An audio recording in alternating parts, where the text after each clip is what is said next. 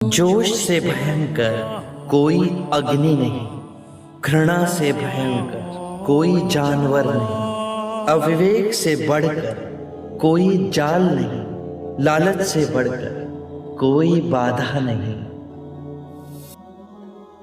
व्यक्ति का मन ही उसका सबसे बड़ा शत्रु है, जो उससे अनुचित कार्य करवाता है। हम जो सोचते हैं उसका ही परिणाम बनते हैं। अच्छा विचार अच्छा परिणाम देता है, बुरा विचार बुरा परिणाम। ये प्रकृति का अटल नियम है।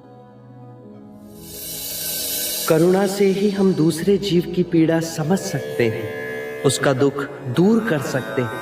हम कितनी भी पुण्य की बातें पढ़ लें, कह लें, जब तक वो आपके अपने कृत्य ना बन